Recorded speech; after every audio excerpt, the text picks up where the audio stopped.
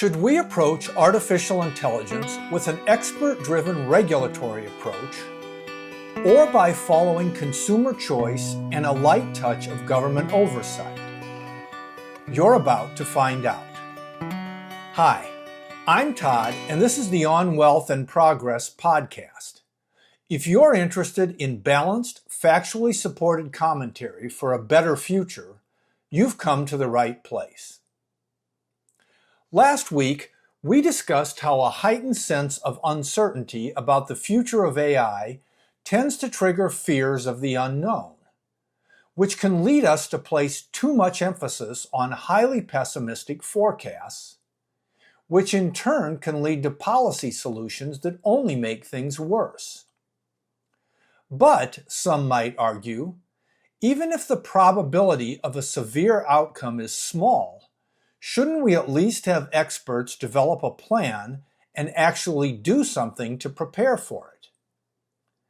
Interestingly, this modern argument over artificial intelligence is really just a new version of a very old debate that has inflamed political passions since the founding of the country.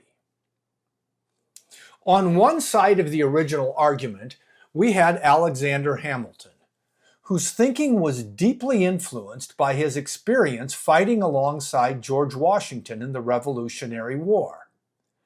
After all, much like a grand master manipulating the pieces on a chessboard, military operations are highly dependent on the rank and file following the orders of their leaders. Drawing deeply from this experience, Hamilton argued that an active federal government would guide the nation to growth, power, and prestige. At around the same time, however, Adam Smith, the Scottish economist and moral philosopher, set forth a very different blueprint for the growth and development of a nation. Smith's view was that any economy would be best guided not by the top-down direction of experts, but rather by what today we would call the bottom-up free market forces of consumer choice.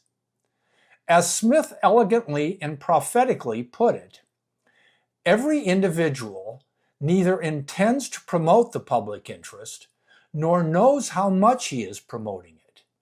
He intends only his own gain, and he is in this, as in many other cases, led by an invisible hand to promote an end which was no part of his intention. Which is simply to say that having millions of consumers freely communicating their needs and wants through the competitive marketplace both better serves customers individually and better directs the economy as a whole than will a small body of experts trying to anticipate and plan for a nation's needs and wants. With respect to the experts, Smith also observed, the man of system, on the contrary, is apt to be very wise in his own conceit. He seems to imagine that he can arrange the different members of a great society with as much ease as the hand arranges the different pieces upon a chessboard. He does not consider that the pieces upon the chessboard have no other principle of motion besides that which the hand impresses upon them, but that, in the great chessboard of human society, every single piece has a principle of motion of its own, altogether different from that which the legislature might choose to impress upon it. End of quote. Suffice to say, Alexander Hamilton's political rival, Thomas Jefferson, had a vision for America drawn from Adam Smith's blueprint. And this limited government model guided our economy throughout the 19th century and up until the Great Depression of the 1930s. Importantly, this period encompassed the Industrial Revolution, which brought mass efficiencies to blue-collar work that were similar to what we now expect from AI's impact on white-collar employment.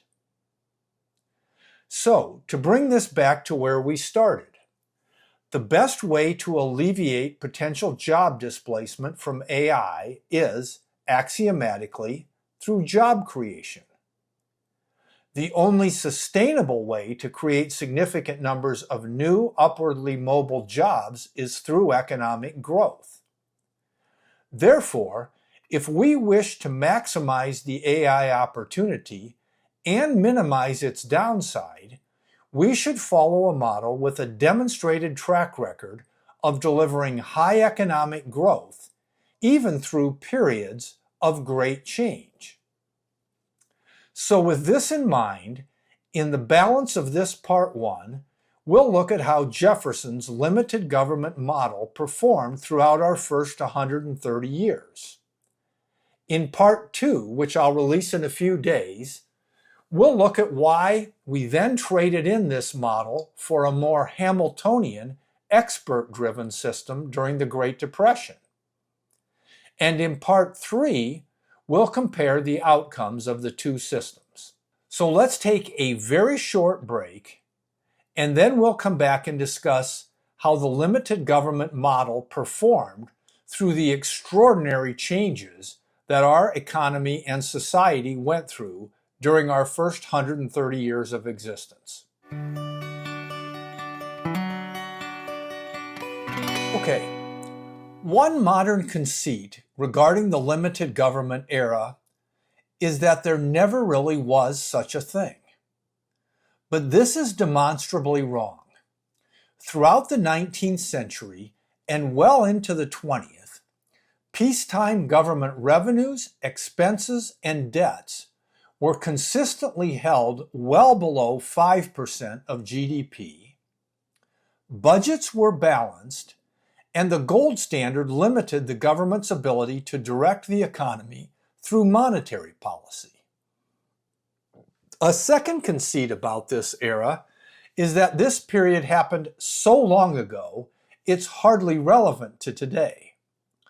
But especially from the perspective of navigating through transformational change, this could scarcely be more wrong.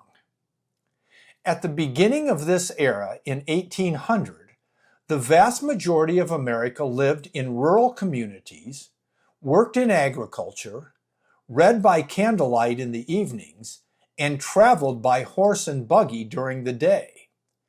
By the end of this period, masses of people had voluntarily moved to live in large industrial cities, worked in factories, read by electric light in the evening, or listened to radio, and traveled in cars that had been re-engineered to serve a middle class finally lifted up from poverty.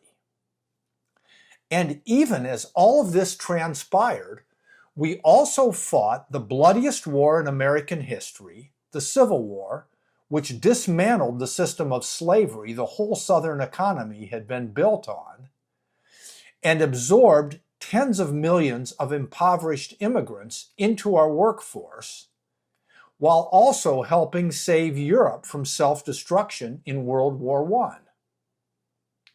The point of which is, the period from 1800 to 1930 provides a real-world laboratory of extraordinary change and transformation. So, how did the economy fare throughout this time? For all classes of society, it was perhaps the greatest and most prolonged period of upward mobility in history, which is why people kept moving from the farms to the cities and from us overseas to America, and which is also reflected in overall economic growth. Real, that means after inflation, GDP grew at a compound annual rate of 4% during the 60 years preceding the Civil War, and during the nearly 5 decades between the Civil War and World War I. Then, after the sharp downturn that followed World War I, the economy grew even faster, by 4.9% annually in the years leading up to the Great Depression. All of this growth was driven by entrepreneurial innovations empowered by the limited government system. These transformational innovations and developments ranged from Edison's discovery of electricity in the light bulb, to vastly improved efficiencies in the garment industry, to Henry Ford's creation of the assembly line for making what he called a universal car for the growing mass affluent. And finally, the rapid growth in the 1920s shows that the limited government model was working even more effectively at the end of this cycle than it had been at the beginning. Taken as a whole, sustained economic growth pushed real GDP up from a little over $6 billion in 1799 to $822 billion in 1929, a compound rate of growth of 3.8%, which includes the major wars fought during this period. And this growth was sustained over a period of 130 years, which in turn supported population growth from around 5 million at the beginning of this time to over 120 million at the end. In other words, Adam Smith was correct when he said, "Little else is requisite to carry a state to the highest degree of opulence from the lowest barbarism, but peace, easy taxes, and a tolerable administration of justice, all the rest being brought about by the natural course of things." So then, why did we leave Jefferson and Smith's limited government system behind for the more expert-oriented approach of FDR's so-called brain trust and the New Deal during the Depression? As I mentioned earlier, in a few days I'll publish part 2 of this discussion, which will address this important question and look at how the more expert-driven economy has performed in comparison. Today, we face important challenges, like what to do with AI and our AI future. But none of these challenges are greater than those we have overcome time and again throughout our storied history. Here's hoping that your day is as bright as America's future. I'm Todd, and thanks for your interest. If you found this helpful, please subscribe and recommend it to at least one other person. If you'd like to learn more and find links to my free On Wealth and Progress newsletter and my book, please visit my website, toddsheetswriter.com. Thanks again, and have a great day.